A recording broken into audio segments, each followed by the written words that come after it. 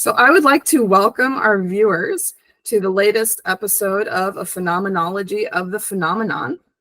This is a series where we discuss the application of the philosophical tradition of phenomenology to the study of unidentified aerial phenomena, close encounters, and other anomalous and exceptional experiences. The series is produced by the Society for UAP Studies, and I am the host, Kimberly Engels. I'm very excited about my guest today, Dr. Sharon Hewitt Rawlette. Sharon, thank you so much for being here with me. Yeah, thank you for inviting me, Kim. This is great. So I'm going to begin just by introducing Sharon with a bio. Dr. Sharon Hewitt Rawlette is a philosopher and writer who studies anomalous experiences and what they have to tell us about consciousness and the deeper nature of the world we live in. She has a Ph.D. in philosophy from New York University and taught for 2 years at Brandeis University before leaving academia for a career as an independent writer and researcher. Her books include The Source and Significance of Coincidences and Beyond Death, the essay that in 2021 won a prize in the Bigelow Institute for Consciousness Studies essay contest. She has since served on the board of the Bigelow Institute and just recently founded the Mind and Meaning Institute, dedicated to pursuing scientific philosophical research on life's big questions. So, very excited for our conversation today and where it might take us, especially with these very interesting research interests and accomplishments that you bring to the table. So I want to begin the way that I begin every episode, which is just by overviewing what phenomenology is as a method for the viewers. And I do understand, Sharon, that you did not necessarily study, phenomenology. You studied a bit more in the analytic tradition, which is totally fine because there's tons of robust philosophical connections for us to draw. Oh, yeah. So phenomenology is a philosophical method that's rooted in the rigorous examination of first-person consciousness. Edmund Husserl was the founder of phenomenology. He advocated for a method of bracketing, which was a form of suspending judgment on the source or origin of what was being interacted with and describing very carefully what appears.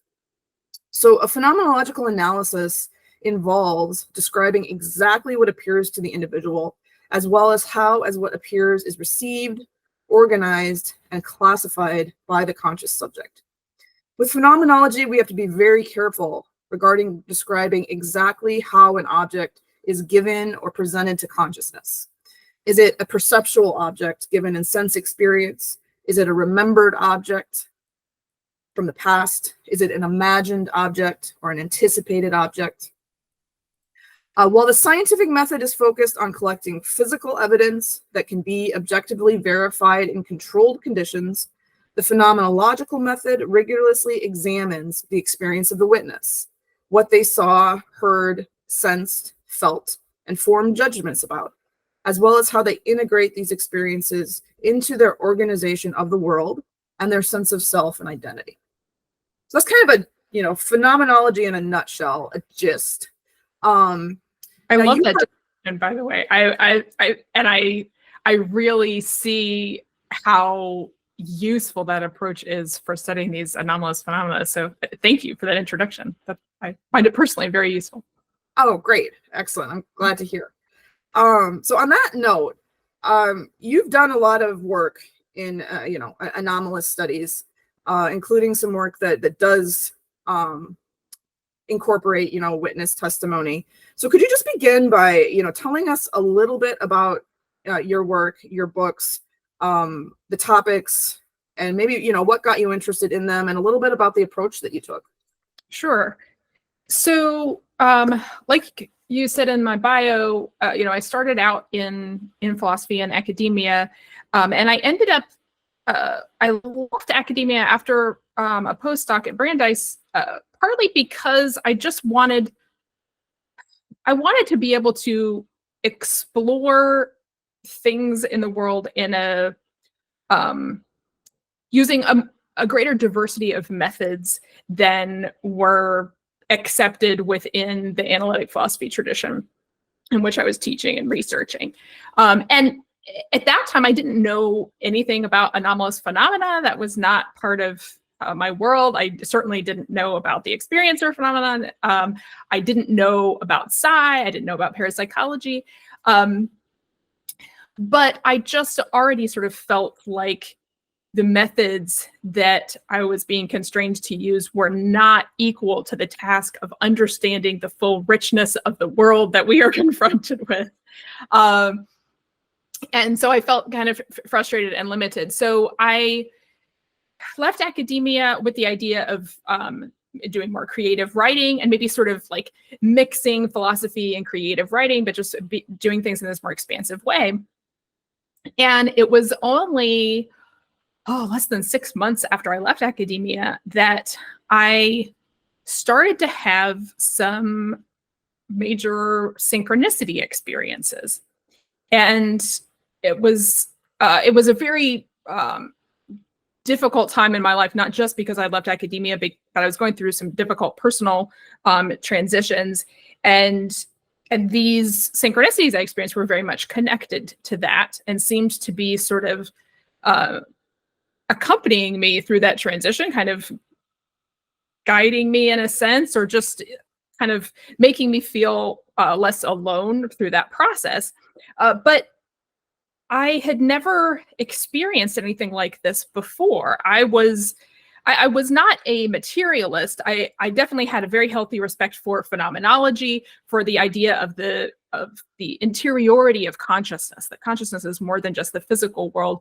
But I didn't see any evidence for there being anything like psychic phenomenology, anything like a higher intelligence, any of that. So these synchronistic experiences that I had really made me start questioning, well, is there something more? This really seems to be suggesting that there is something more. And maybe the way that I've been thinking about the world up until now, which is kind of like materialism plus consciousness, but still like a very sort of limited reductionistic idea of consciousness and how it can interact with the world, that maybe that wasn't right. Maybe there was more. And so I started doing a lot of reading, like trying to find other people who had experienced things like this and sort of branching out in the kind of material that I was taking in. And it was, in those first 6-9 months after leaving academia that I discovered parapsychology. I discovered all the experimental research on precognition and telepathy and even psychokinesis. I was fascinated that so much research had been done in these areas, and also started reading things in the psychoanalytic tradition, sort of reading Jung, started reading some anthropological accounts of shamanism and other in other cultures, and this really just expanded my mind. So it was a period of several years when I was just doing research, just trying to figure out what all was out there that I had been ignorant of for so long. And eventually I wrote a book, The Source and Significance of Coincidences, which was really, it's a very big book. It's more than 600 pages because it was sort of my comprehensive look at what is behind these synchronistic experiences. And in order to really figure out what's going on there, I feel like we have to have a knowledge of all of this other stuff that's happening in the world. We have to get this bigger picture. So it's a book that's about coincidences, but it's really about a whole lot more. It's about this whole change in worldview that goes along with understanding that phenomenon. So that book came out in 2019, and a couple of years later, the Bigelow Institute for Consciousness Studies announced this essay contest about the best evidence for the survival of human consciousness after permanent bodily death.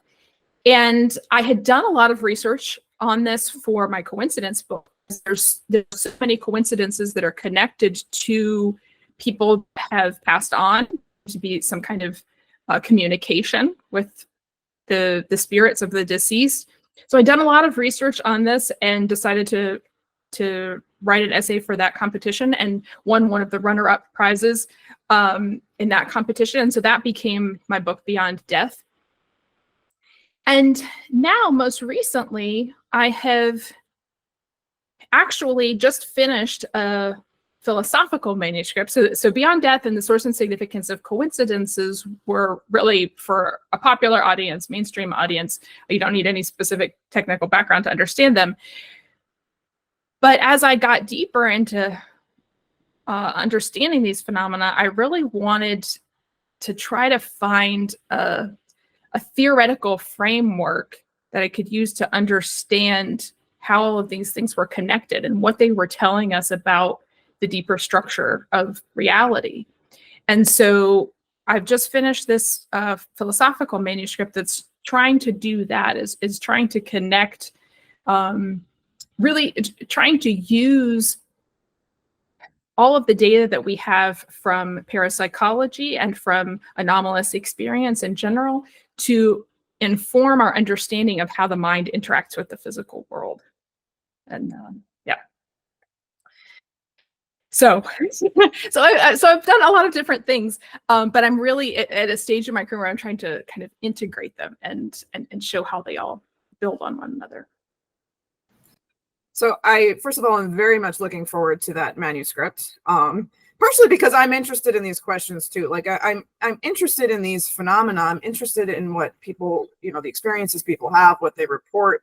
And I'm interested in studying them in a systematized way to try to make sense of, okay, what are they telling us about how reality actually operates, right? So I'm very much looking forward to seeing how you, connect all of those dots.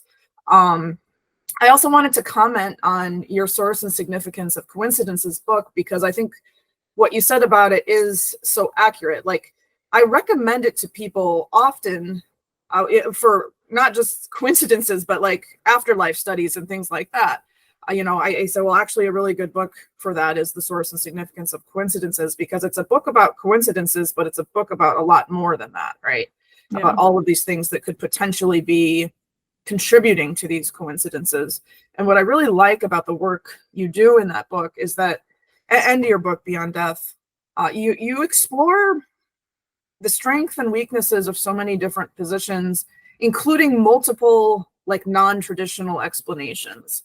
It's not like, oh, it could be these traditional explanations, or maybe it's something, anomalous or paranormal that we don't really understand. But you go through like the different possibilities, like, could this be a direct communication with a spirit of a deceased? Or could this be, remnants of psychic phenomena or psychic connect or communication, left over and not necessarily a current communication with a deceased individual? I mean, that kind of analysis is like, first of all, it's so rare, but I think it's also so important. Like, sometimes it's just like this dichotomy of like, either it's a traditional explanation or it's some type of non-traditional, anomalous, what we might call paranormal explanation, but there's no fleshing out of what those different possibilities might be, right? Because it's just like category of the anomalous. And we spend so much time like trying to say, well, no, it can't be one of the normal explanations, and trying to prove something really strange and wacky is happening here, and we don't have time to figure out, okay, well, now that we know that this can't be explained in any of the normal ways, what really is going on here, and what do the clues, what does the evidence tell us about that? And I think that parapsychology and anomalous studies is moving towards that, like, more process orientation. What exactly is happening in these cases? But it's been a long road. Absolutely. Yeah, I think that's spot on. I actually had a little bit of a similar background to you, in that I never, all through grad school and the majority even of my career, I was not interested in anything anomalous. I just kind of like dismissed it. And then it was, a few strange experiences that aren't the focus of this, so I won't go into it, but kind of just like opened, my eyes to this idea that, maybe my understanding of the universe is like incomplete, right? And then it was just like a floodgate of finding all of this research that exists and is there, but for some reason is just really not even discussed in mainstream academia or mainstream philosophy in general. It's just like they just pretend it kind of doesn't exist. Yeah. But, this research is there, and it's so like philosophically rich and meaningful, and so I just think it's really great that you've dug into it and trying to piece together the pieces of the puzzle. So I want to turn now. I actually have, if it'll show up, your book. With my background, it's not really showing up. There you go. Beyond Death. Very excellent book. As you said, it was one of the runner-up prizes in that Bigelow Consciousness Studies contest. And my understanding of the criteria for that contest, now I know that there were a lot, but one of them was that it was going to be judged by the standards of legal evidence rather than the standards of scientific evidence, which I found really interesting. So I was just wondering if you could explain, how the threshold of legal evidence is different than the threshold of scientific evidence, and how that introduced different standards of argumentation when you were working on that essay. Yeah. So one of the things that was stated in the guidelines for that essay contest was that by threshold of legal evidence, they specifically meant that you're proving something beyond a reasonable doubt. So you're not necessarily, proving it with certainty, but you're getting to this point where it's more reasonable to believe and to doubt it. But I also understood this invocation of legal evidence to really invite the use of witness testimony, because I think that's it's so important, certainly in the courtroom, but with the study of anomalous phenomena, that's one of the primary forms of evidence that we have. We do have laboratory evidence of various types, and that is important as well, but it is a very different type of evidence, and it tells us different things.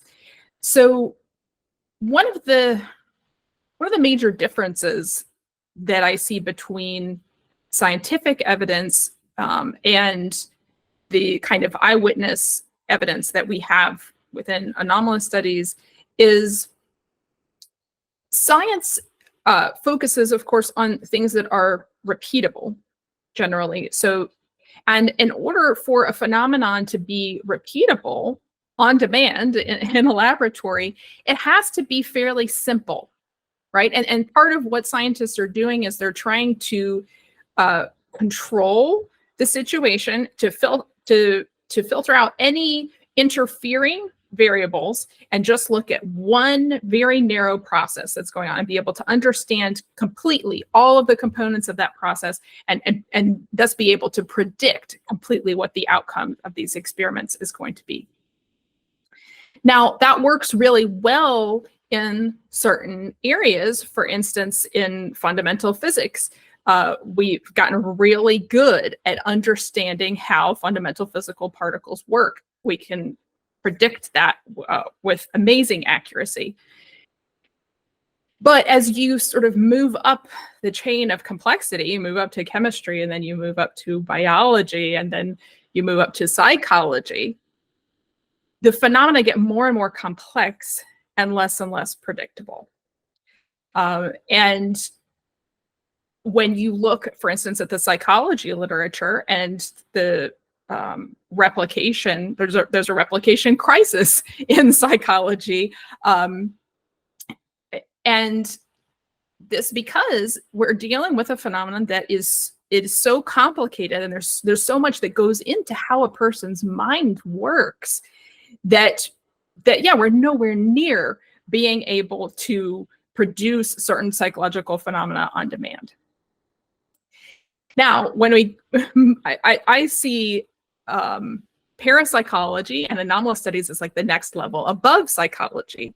because we're dealing with something that is mind-based, but it's non-local. So the mind is connecting to other minds, to maybe to some other conscious dimension. We don't really understand what's going on, but there are all of these other connections and influences than we get in more traditional psychology.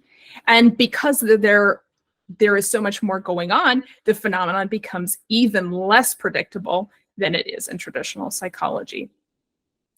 So what that means is that we are really at the beginning stages of trying to understand what's happening there.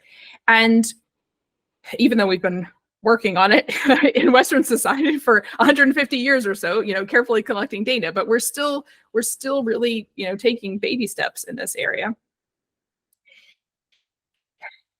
And so we're at a stage where we can't produce the phenomenon at will in the lab. There may be some cases where you can produce a tiny little effect in the lab that's somewhat consistent. We can at least show that we're getting a statistically significant effect, but it's not very impressive. It's not something that's very useful to us, but it's a hint of something that's going on. But what we need to do, I think, to try to get further into our understanding of these phenomena is to collect data from people who are experiencing them. So part of why mainstream academia, mainstream science is not interested in these phenomena, or at least most mainstream academics and scientists won't admit publicly that they're interested in them, is that we have this sort of generally accepted idea about how the world works, and those phenomena challenge that idea. Okay, so I mean, they basically bring everything into question at a really fundamental level. So we can't understand these phenomena using the tools that we currently have. And that's threatening to the establishment, first of all, but also it makes it easier for us going about our daily research lives to just say, well, I'm not going to worry about those things. I'm going to bracket those off. They probably don't even exist. It's much easier to explain them away as, somebody misperceived something, or somebody's lying about something, or somebody's just gone crazy and is hallucinating. If it's not happening to you, it's easier to just explain it away, and focus on the things that we do understand better. But then when you're the person who's experiencing it, it's very hard to do that suddenly. You can't bracket it off like, oh, well, I know that I'm not lying to myself about this. This is really happening. And I know that all of the usual explanations for this don't work. So I think that's where people sort of break through to this level where they're interested in collecting this other sort of evidence. But to get back to your original question, I think because we're dealing with a very unpredictable, complex phenomenon, the best that we can do at this stage is just to try to observe it as much as possible. Instead of hearing somebody's story and just throwing it out as being crazy, we need to say, okay, that's a data point. We need to write that down. We need to put that in our database. And then we go out and we hear another like crazy off the wall story. And instead of saying, no, that can't be true, we say, okay, that's something else we need to explain. And we need to start, we have started, but the process is this creating of this constellation of all of these experiences, and then trying to find some kind of pattern, something that would help us understand what's going on at a higher level and help us get beyond our current understanding of reality, which isn't powerful enough to explain this kind of stuff.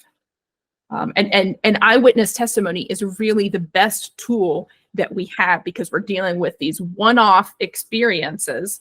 Just like in a court of law, you're dealing with this one thing that happened this one time, and you're just trying to get, anybody that might have had some experience of it or contact with the people who were involved in it to give you some kind of information to try to recreate what happened. And that's what we're dealing with in these anomalous phenomena. Thank you. That was really great. I have a few follow-ups, but I want to first just tie it into the phenomenology, because you said that the eyewitness testimony is our best kind of lens, and you say like it's a data point. So there's an experience that someone has, and instead of, as you said, the typical thing to do is to just be like, well, they must be making it up, or it must be a trick of the mind or something like that. But no, let's take it in as a data point. And phenomenology, I really think, can help us organize those data points, because it's looking very clearly at, okay, this is the eyewitness testimony, and fleshing out very carefully what appeared and in what way. What was actually presented perceptually, what appeared as something that they perceived through their senses, and then examines very carefully the judgments that they made about it, right? So thinking, I know you weren't necessarily writing on UAP phenomena, but thinking about like a UAP experience, what led them to the judgment that that was not an ordinary object, right? That oh, that's not an airplane, or that's not a weather balloon, that's something else. Usually there's obvious key indicators. So what happened in their experience?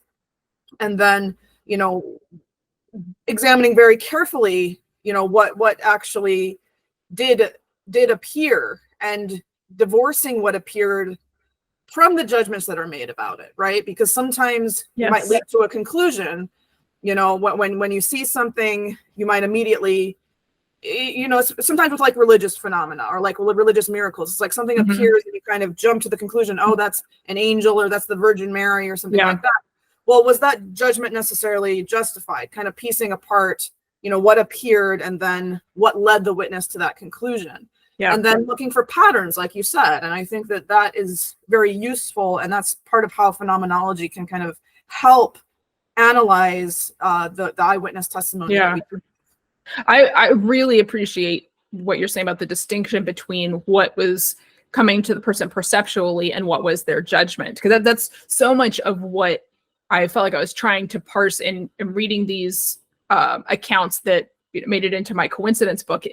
There are a lot, especially at the beginning of the book, a lot of accounts from like near-death experiencers or people who have had maybe like encounters with something that they thought was angelic, but trying to say, okay, well, what did you really see? Like without like telling me what it meant to you. I mean, that's important too. Like I want to know about that, but also just like tell me how it came to you and why you came to the conclusions that you did, because I think there's more commonality at the level of the initial perceptions than at the level of the interpretation and the judgments that are made about them.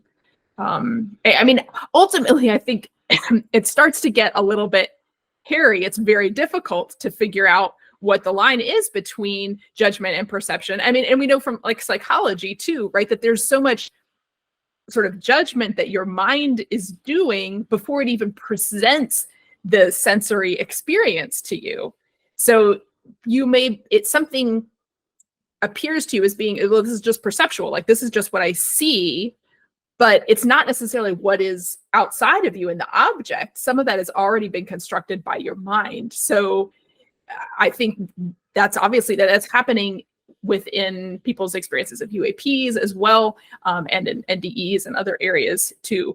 But I think starting from that idea, we're trying to separate the perception from the judgment is a good starting point. And then if we see that at some points we can't quite pry them apart, at least we know what we've attempted and why we're having difficulty doing it.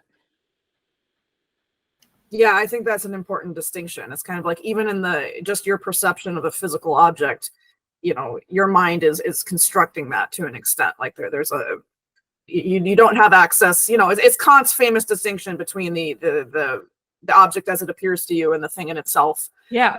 But it really is a statement about our general situation in the universe. It's like we have access to things after they've been processed through the categories of our understanding. We don't have access to them as they are, right, with that interpretation. Well, and if you think too about like the dreams that we have at night, and not necessarily paranormal dreams, but just, you know, the images and experiences that we have while we're sleeping, at least I have often dreams that are just so very realistic, like, and especially when I am in a dream where I'm lucid, so I know that I'm in a dream, like I will, you know, pick up objects and like feel them and like look at them really closely, and I'll be like, it looks exactly and feels exactly like the real thing. Like, I can't believe that this is a dream. It's amazing how realistic it is.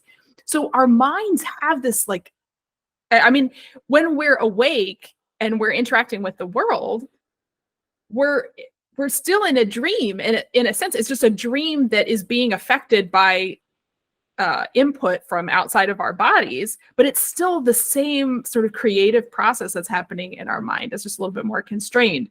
So yeah, trying to distinguish what the objects are like themselves and what our mental representation of them is.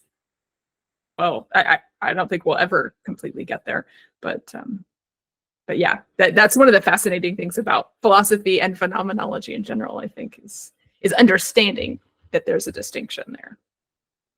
Yeah, absolutely. Understanding that there's a gap, right? We can never fully bridge it, but we acknowledge that it's there. Yeah.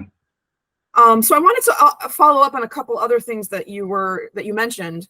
You said that these phenomena challenge some of our fundamental assumptions about the universe and how it works, and kind of just base assumptions about reality that, you know, a lot of our scientific theories rely on, a lot of academic research relies on, and that's kind of what sometimes motivates the dismissal, just kind of like, well, that's there, but I'm just gonna kind of ignore it.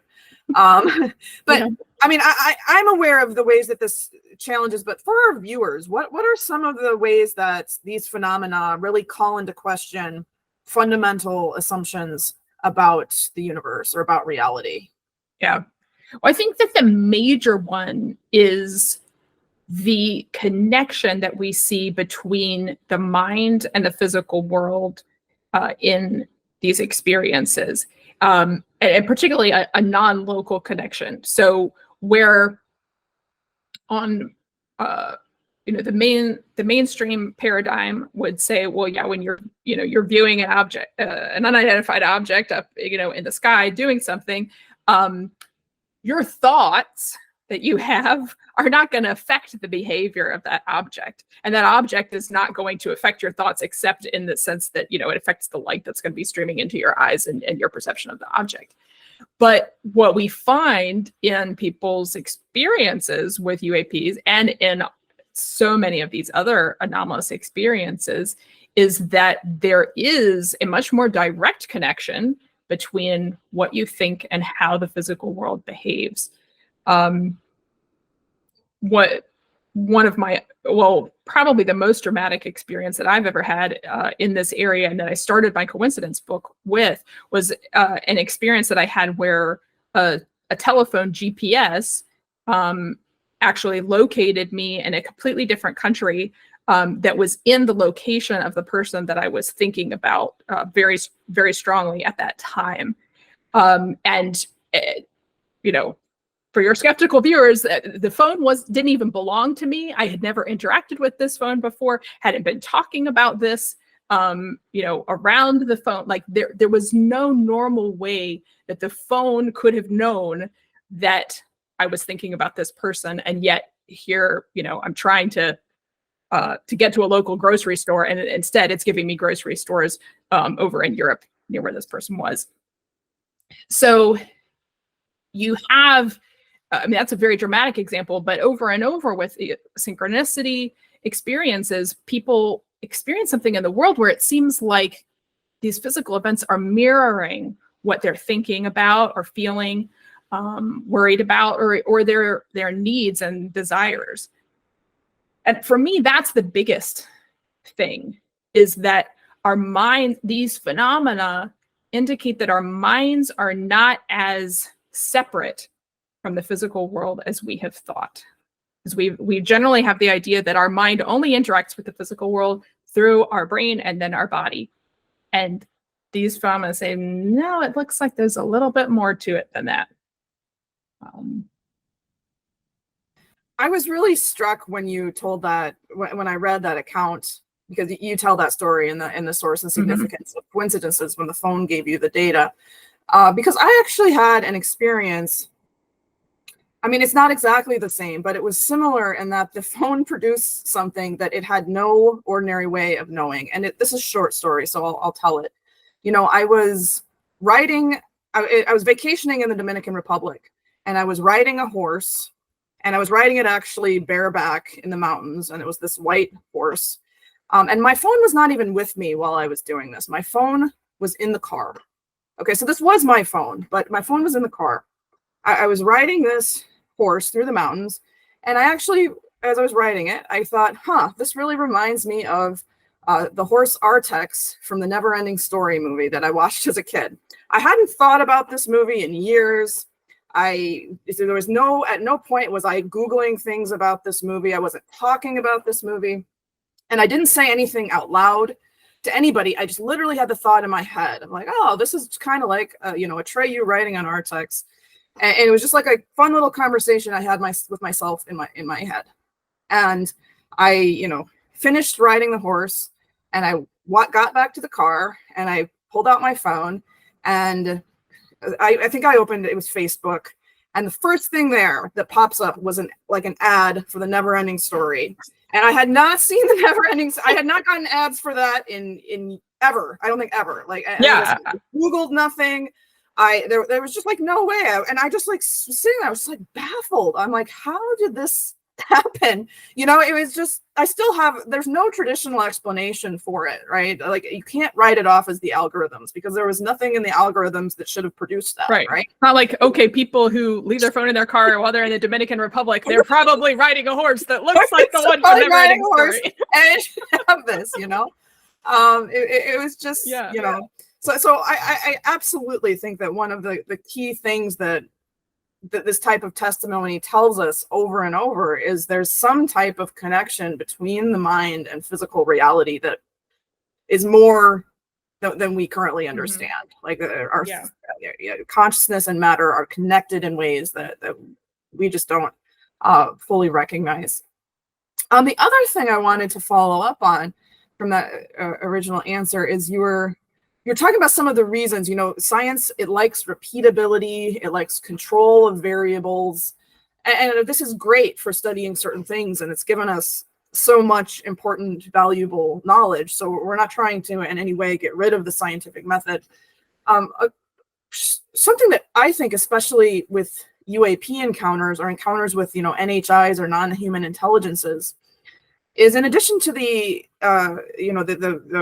issues that you brought up, if we're dealing with another intelligence that, can present itself how it wants to and interact with us in ways that it wants to, it's not necessarily going to conform to being studied in a lab, right?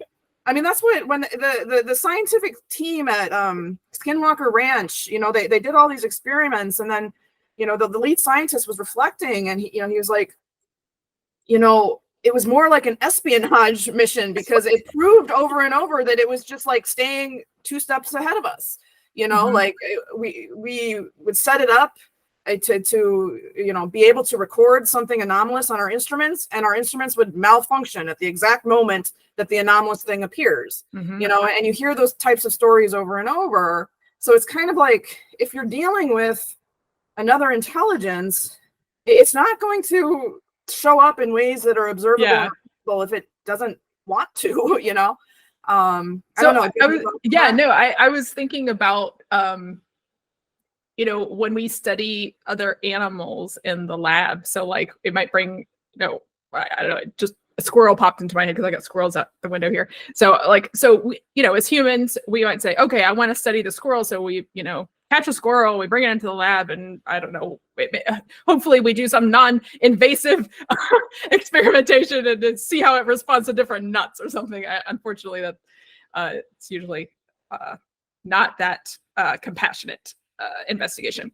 But so we could do that. We do that all of the time. But then think about if a squirrel decided that they wanted to bring a human being into the laboratory to understand what it's all about. The squirrel's not going to is not going to succeed at this, because the human being's level of understanding of the situation, the human being's knowledge level and technological ability is so much greater than the squirrel's that the human being is going to thwart anything that the squirrel might try to do to lure the human being into its lair. So I think we have to think about this.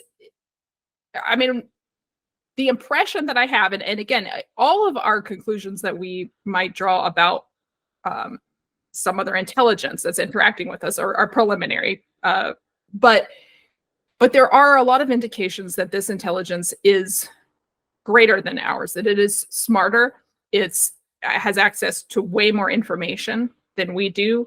And if that's the case, then we're not going to be able to nail it down. We're not going to be able to capture it. We are really at the mercy of that intelligence, and it's going to be able to do what it wants with us, but not vice versa. I think that's a really good analogy, right? Like, we study the animals in the lab.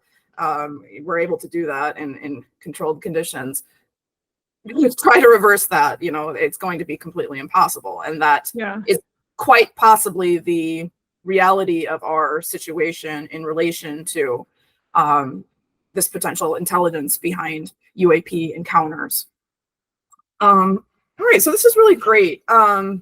So, we've talked a little bit about, why there's aspects of encounters that science is not necessarily the best method, or just cannot fully, isolate what's going on.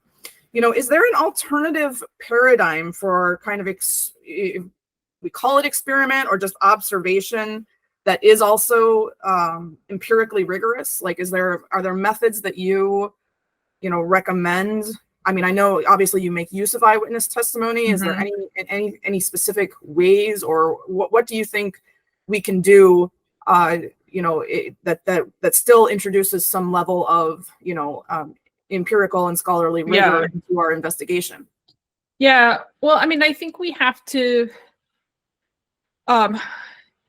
make more use of the data collection and analysis methods of the human and social sciences. So the ways that psychologists and sociologists and anthropologists investigate the world, and the way that they collect data, and then in a lot of cases, especially when you're dealing with human experience, they're gathering data by surveys, and then so they're trying to figure out, well, what are the right questions to ask to try to get at what's happening in people's lives in whatever area, and then they're doing statistical analysis on this to see what kinds of connections you have between the different answers that people give to different questions. And I think that's one more rigorous tool that we have. And I mean, it has the exploratory element. And I mean, you're always continually trying to refine the survey questions that you use. You're trying to refine the ways that you collect the data, and then you're also trying to refine the way that you're analyzing it. So it's never like you've come to an ultimate stopping point where you've proven enough. We're continually, because this is, like we said, it's a very complex phenomenon. Even more than when you're dealing with an individual human being, but when you're dealing with stuff on the level of society, of course, it's incredibly complex. So we're continually trying to get a handle on what's going on. But those are some of the tools. So, for instance, uh, at the Division of Perceptual Studies at the University of Virginia, they have two historic main research. So they focus on children who have memories of previous lives, and also in near-death experiences. And in both of these cases, a large part of what they do is obviously interviewing the individuals who have these memories or have these near-death experiences. And then another big part of what they do is coding this information that they get from the interviews so that it can be put into a database, and so they can do this statistical analysis of it. So I think sort of what I've tried to do preliminarily in the source of significance of coincidences is trying to sort of widen the net, instead of saying, well, I'm just looking at near-death experiences, or I'm just looking at children with memories of previous lives, or just looking at, UAP encounters. Say, okay, what are the commonalities between all of this? If we were going to try to sort of code all of these different experiences, what overlaps do we see? What statistical patterns do we see? And as far as I know, nobody has created an actual database that is coding all of these different kinds of experiences at once. But I think, but we're starting to get it in specific areas, and I think we may be able to build up from there to where we can have databases that can overlap in this way and allow us to see the connections. But right now, it's so much a matter of just familiarizing yourself with the kinds of things people experience in this area, the kinds of things they experience here, and starting to make some of these preliminary observations and connections, kind of like Kenneth Ring has done in showing the connections between the contactee experiences and near-death experiences. So, there's a lot of common elements here. I think we need to continue pointing out those common elements among all of these different kinds of anomalous experience.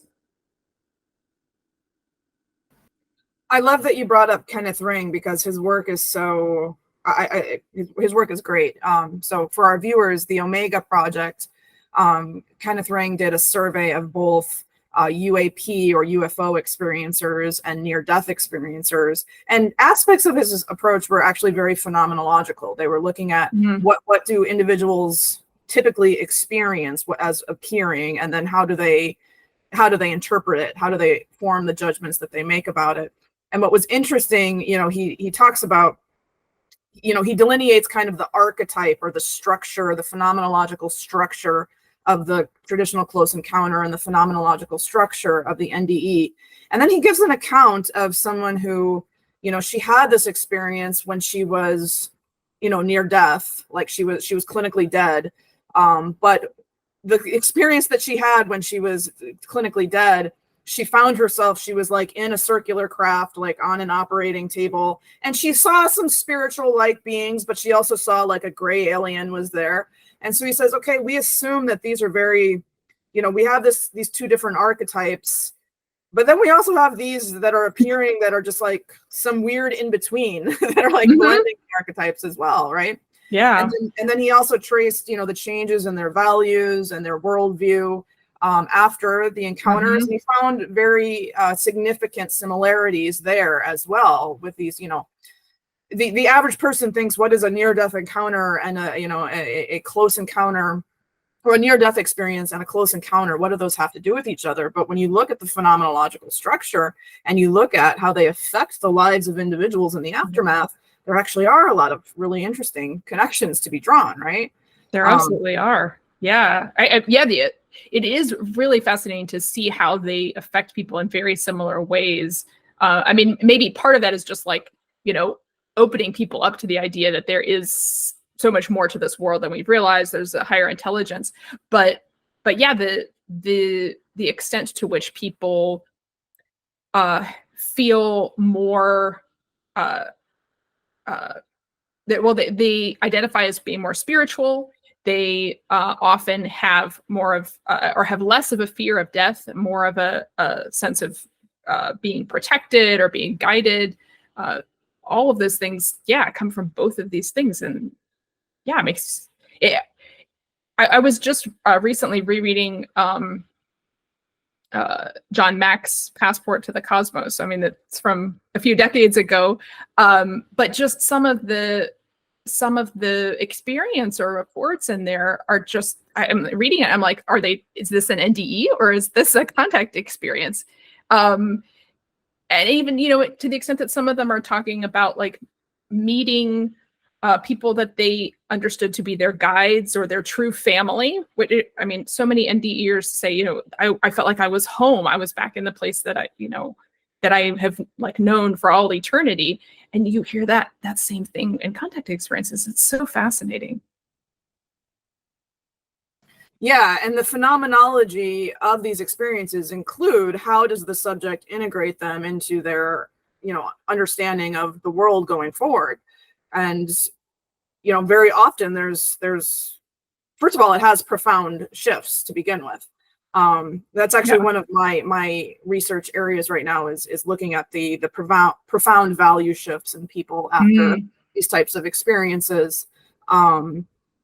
But you see similarities, as you said, between these profound shifts in, close encounter experiencers and NDEers, really a shift in kind of their ethical orientation, just their way of relating to the world. And I think we have to include this, like this is part of the experience, like this is part of the data, right? Yeah. How and why, the first step is collecting, but then, we can, as you said, then start trying to piece together why are they having these changes? Why is this part of the result? But I think it's definitely part of the story or part of the puzzle that we have to inform. Well, it's interesting that you bring up the ethical component of it too, because actually most of my philosophical work while I was in academia was in ethics or in meta-ethics. So sort of the theoretical basis for ethics, like are there objective moral truths? If there are, how do we come to know about them? What makes things right or wrong? And part of what I've been trying to integrate in this new philosophy book that I've been writing is not just this idea of a mind-world connection, but the way that value and ethics is involved in that, because it is an important piece. And the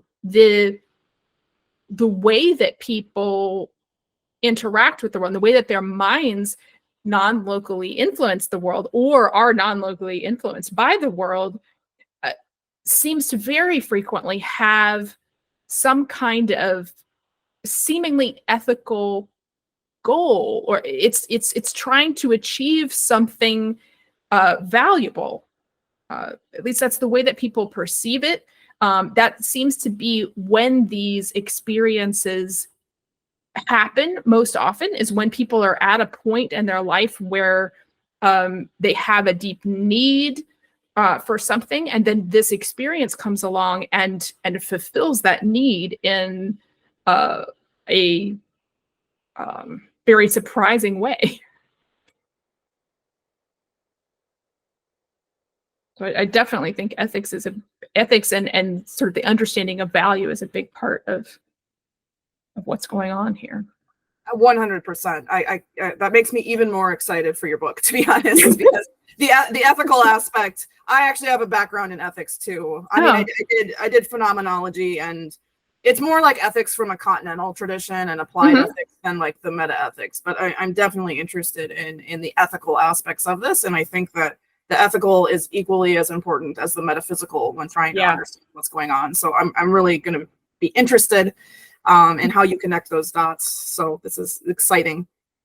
The next question is, well, your books rely very heavily on eyewitness testimony, and you piece it together in a really profound and important way, and that formed the basis of the book that you won the prize for. Why has eyewitness testimony? Why is it so often not taken seriously in, academia or just, science in general? What are the barriers that often have led people to just well, that's eyewitness testimony. I'm not going to look at it. You know, I just kind of put it in a box that to deal with it.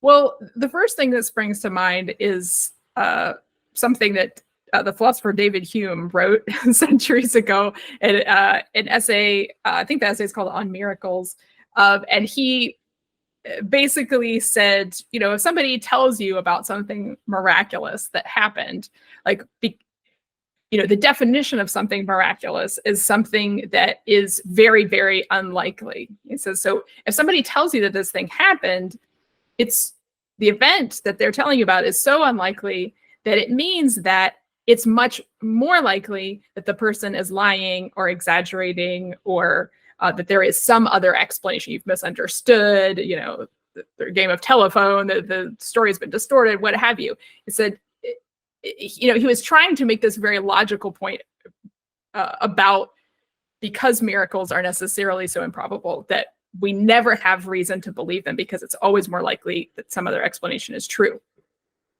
And I think, honestly, I think among philosophers that is a pretty persuasive argument, or I mean, that it persuades people. But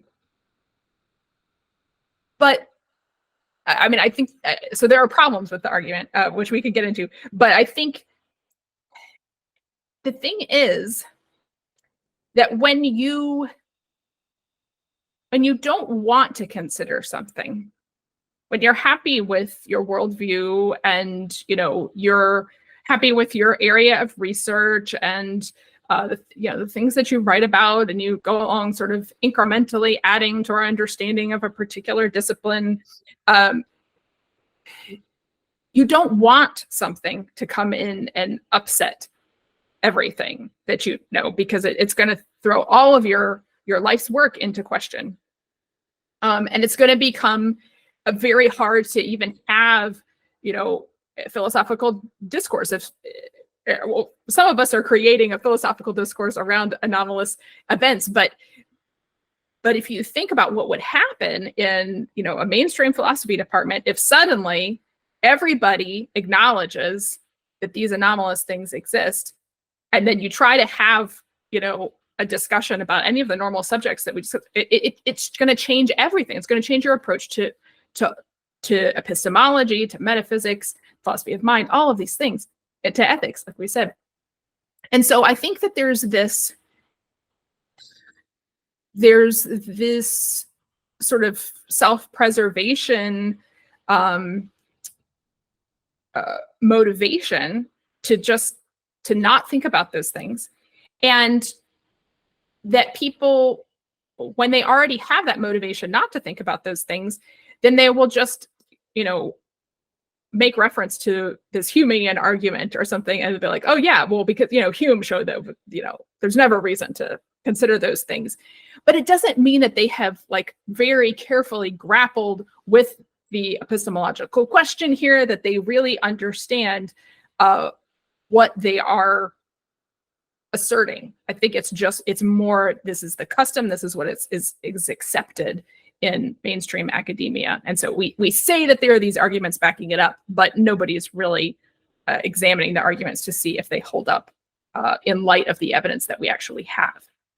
And so I think that actually when you start to consider the eyewitness testimony, when either you yourself have experienced something or somebody very close to you whom you trust has experienced this, and you see how it's just completely changing their life, like you said, like they can't think about the world in the same way that they used to, then you realize, okay, maybe something has happened here that that it hasn't been accounted for by the current, the reigning paradigm. And so I should consider it. And actually, let me just say that my take on Hume's argument is that it's very superficial, because it's just talking about the meaning of the word miracle. And so, he's saying, well, a miracle by definition is something that's very improbable. But the thing is, you don't know what things are probable or improbable until you're willing to go out and look look especially at things that your, current worldview says are impossible. But just because your worldview says that they're impossible doesn't mean that they don't happen, and don't actually happen frequently out there. And so when you go out and you actually talk to people, and you and not just talk to people, but you have conversations with people in which they are put at ease, they know that they can trust you, they know that you're open to odd things, suddenly they start telling you about experiences that they haven't ever told anybody about, that they've never shared with other people.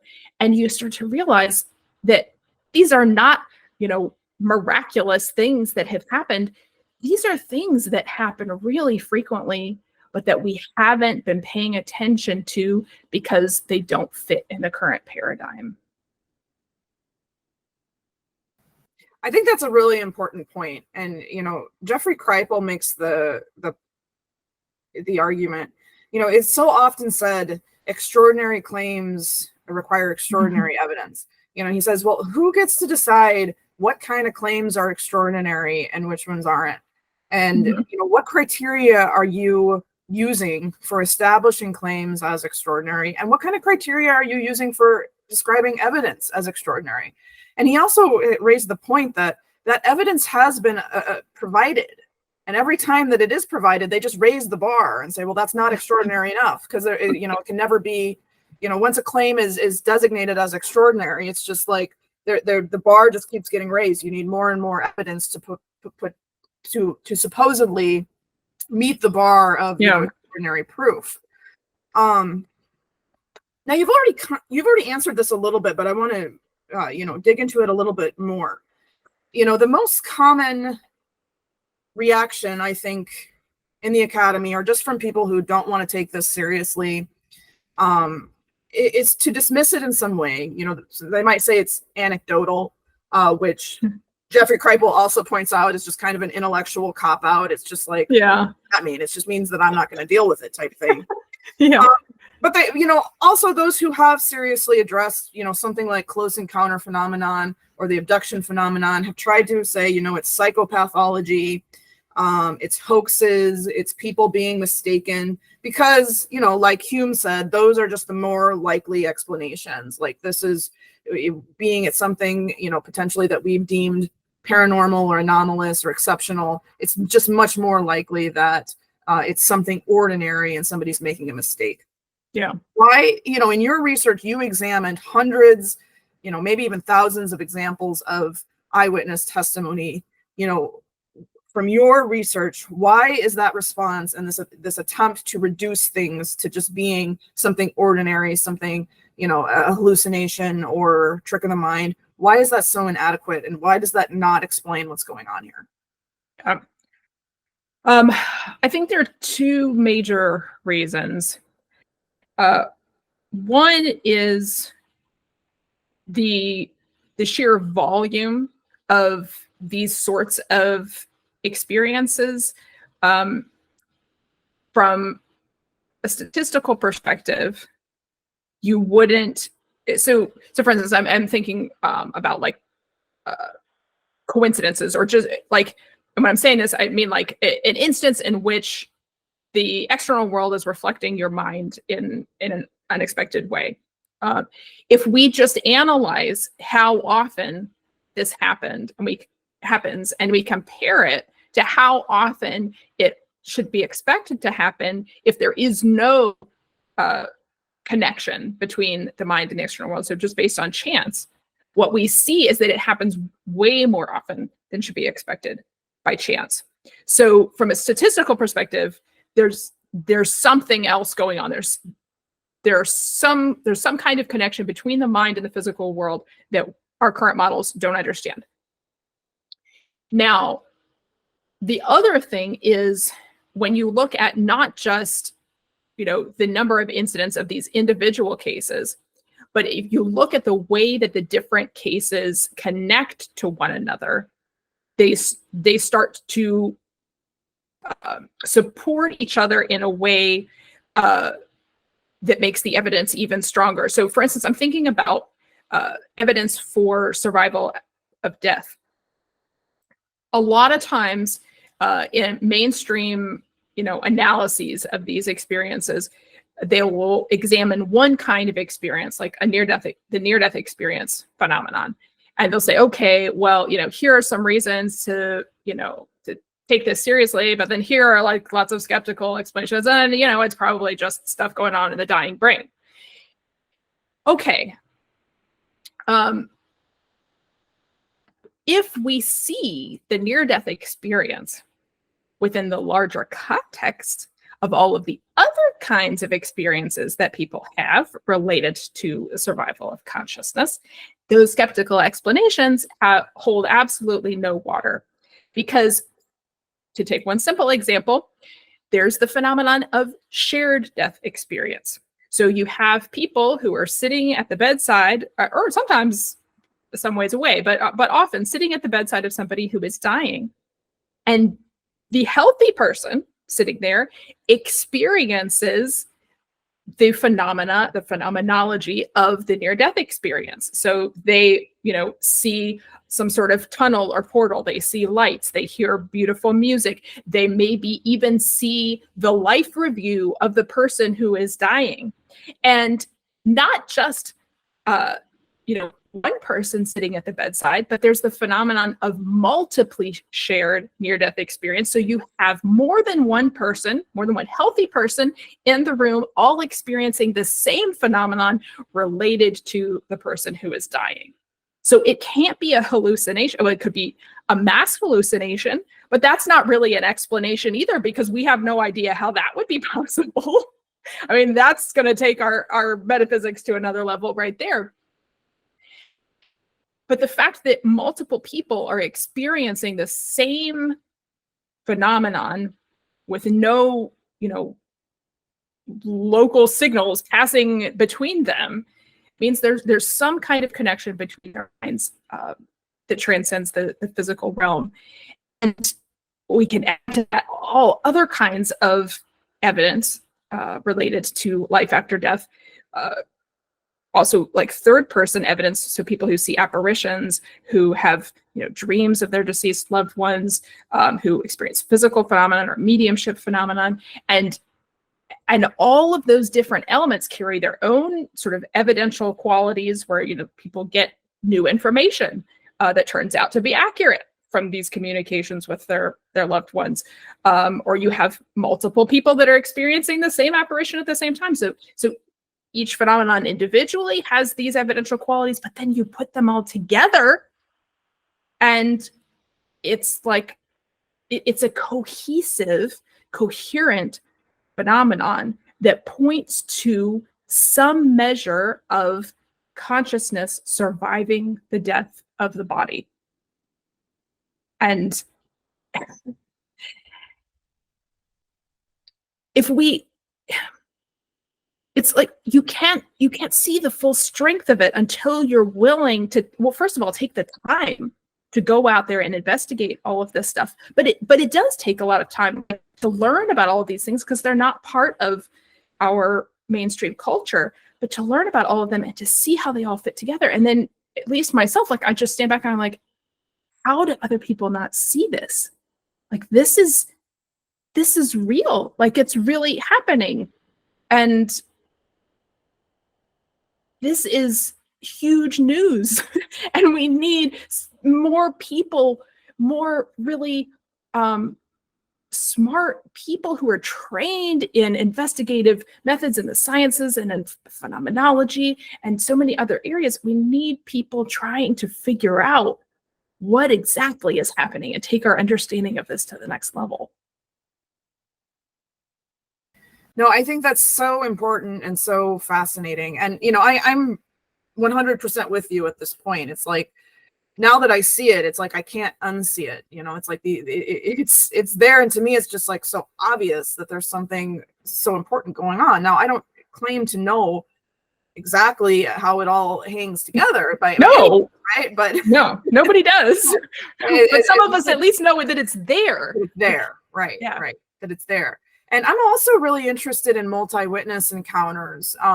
Thinking about close encounters, one of the first encounters that really started to get me interested in this field was the Ariel School encounter, with the 60 children saw the UFO land and saw, some type of non-human intelligence emerge from the craft and, communicated these telepathic messages to them.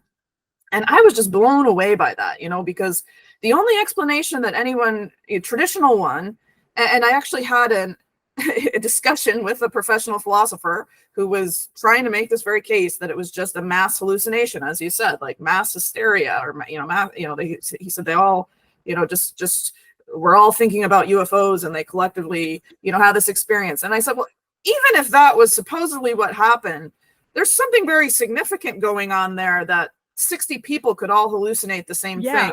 That in and of itself, even if you think that there wasn't a physical reality to what they saw, that they could all have that shared conscious experience, to have that form of a collective hallucination, that in itself would also be anomalous or worth looking at, or suggest something about consciousness, right? Also, if you're thinking about what is most likely that, a group of 60 school children are all going to collectively hallucinate, like, would it really be a UFO and aliens, like, talking about the future of our planet? Or would it like be Barney or, I don't know, like dinosaurs? It doesn't seem very convincing as a subject of a mass hallucination for children.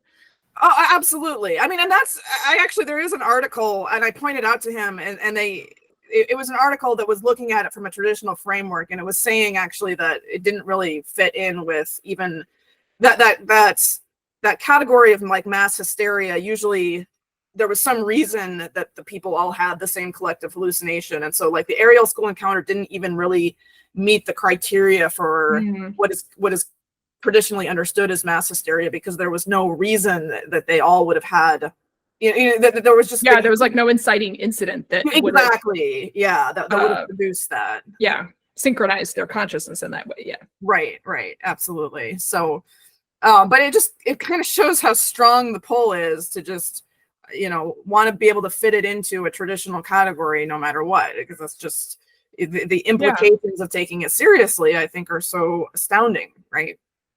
Well, and I think that's one of the reasons I think that it's difficult to make quick progress in this area and to bring a critical mass of researchers into this field, because I think it takes a very specific personality type or to be able to say, I'm going to investigate something that everybody else thinks is crazy. I'm going to risk myself, professionally and personally, because, a lot of your friends and family are also going to think that it's kooky. I'm going to risk all of this because I personally am convinced that there is something important here. And to be somebody who is willing to follow the data where it leads, even when everybody thinks you're crazy, there are not that many people who are willing to take that kind of risk. Absolutely. And that kind of bridges into what was going to be my final question. I'm a philosopher too, like you, and just there aren't very many professional philosophers who take this seriously. There's a handful now, right? There's a handful who are willing to do what you just said, right? Like kind of risk your career, risk your professional reputation. I talk about these things all the time, and sometimes, with other professional philosophers, and it's really just kind of like, it's just, they don't even want to open the door. They're just kind of like, okay, you're talking about that. I don't want to be contaminated by whatever you're doing. I mean, I was at a philosophy conference a few months ago, and somebody during a Q&A, brought up somebody who had an experience of seeing their deceased loved one, like before they passed, like they showed up at their bedside, and was using it like as a point of like making fun of this person, like as a clearly obvious crazy experience. And so I just raised my hand and I said, well, that's like actually a very common thing for somebody to see their deceased loved one when they're in like the process of crossing over. He kind of just said, he's like, oh, so you believe that there's portals that people walk through at night? I just kind of like went off on this whole, and I was like, all right, you know what? I'm just going to back down here and we'll just continue. And at least you said something. I'm really glad that you said something. Right. Yeah. And there was also, something fallacious about his response, because I didn't say anything about portals or anything like that. I just said, hey, this is something that's reported quite often. You can't just really dismiss this. I didn't make any ontological claim about exactly what was going on. No.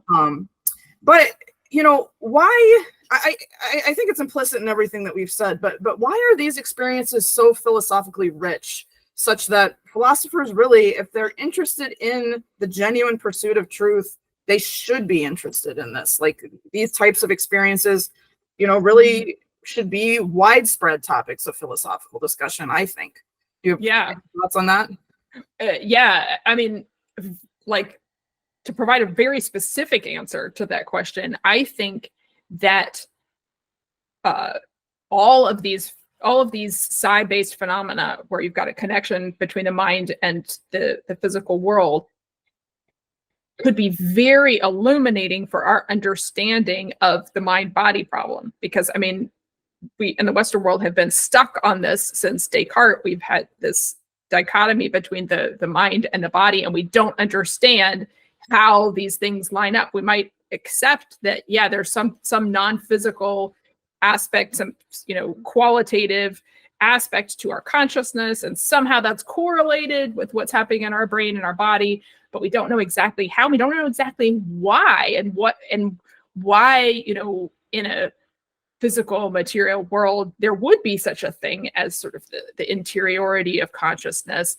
And we certainly don't know why it feels the specific way that it does, and how all of this works, and how the mind interacts with the brain and the body.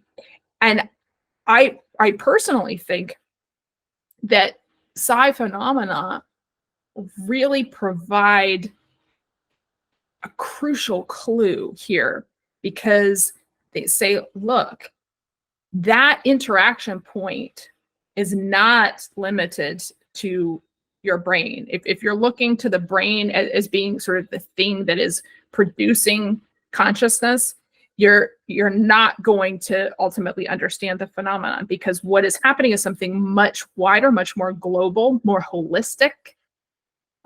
And ultimately, I think that the mind is something that is much bigger than the physical world. And the physical world, actually, it's one manifestation of mind. The physical world is sort of existing within the phenomenal world, in a sense. It's one way that our experience can be organized, but there are lots of other ways that our experience can be organized that might get reflected in near-death experiences or in contact experiences. So again, to bring it back to my current book, but that's what's on my brain. That's one of the things that I'm trying to do in this book, is to bring everything that we've learned from anomalous studies and parapsychology into this very traditional question of the mind-body problem, and saying, okay, if we flip this, and if we take into account all of this other data, then what picture does that give us of the connection between the mind and the body? And I think it ultimately can give us a picture that that makes room for the qualitative aspects of consciousness and those value ethical aspects of consciousness, and even maybe help us answer some of those more ultimate philosophical questions about, well, why is the world here in the first place? What is there a purpose to all of this?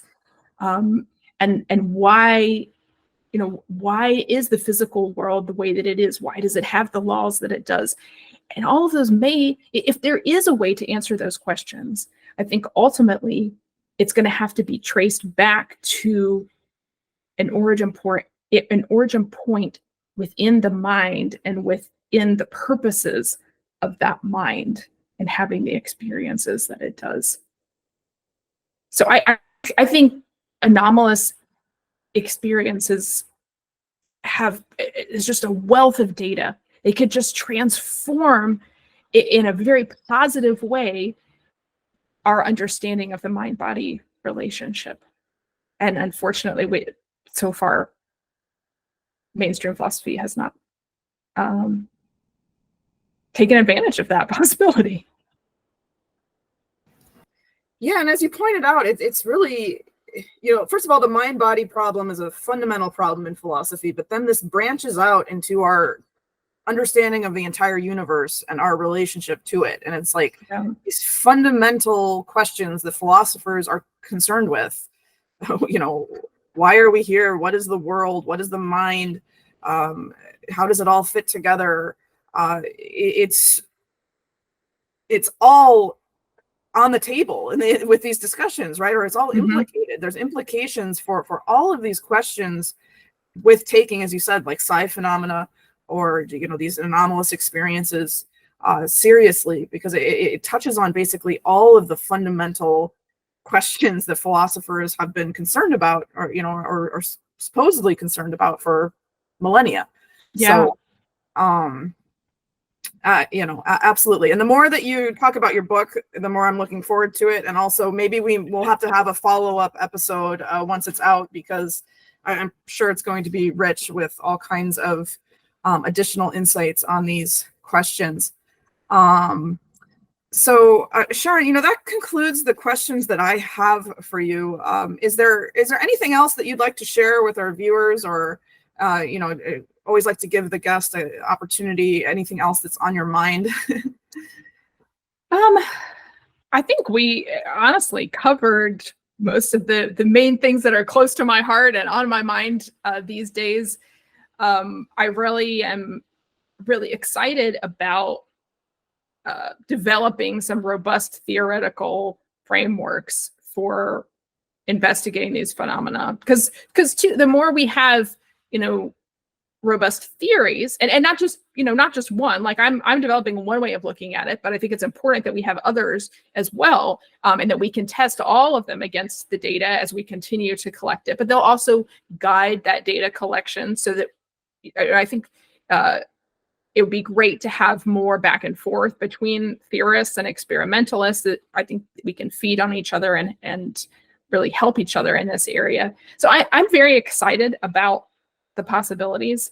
And we were talking about, philosophers sort of putting on blinders when it comes to these phenomena, but there are some heartening things happening in philosophy. And, in the 13, 14 years since I left academic philosophy, it's been amazing to me to watch how much non-physicalist views of the mind have become popular and more mainstream. So, panpsychism was something that people used to laugh at or, not care about. It was a very fringe view, and now it's much more mainstream.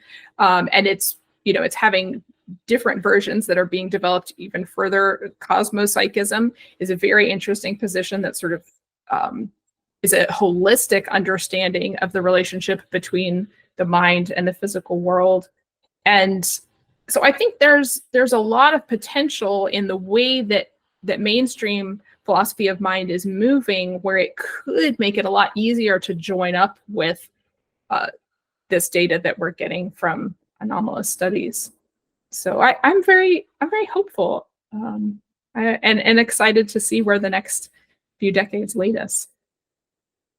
That is an amazingly optimistic note to end on. And yes, I agree. I think there's important shifts, I think, happening in terms of just discussing these experiences in general. But yeah, as you're pointing out, also theories of mind are becoming more more varied and you know, and less focus on kind of the materialism, reductionism, and you know, alternative explanations of what's going on, that hopefully, you know, a lot of smart people working together on it, as you said, we can start piecing together coherent models that can explain what's going on.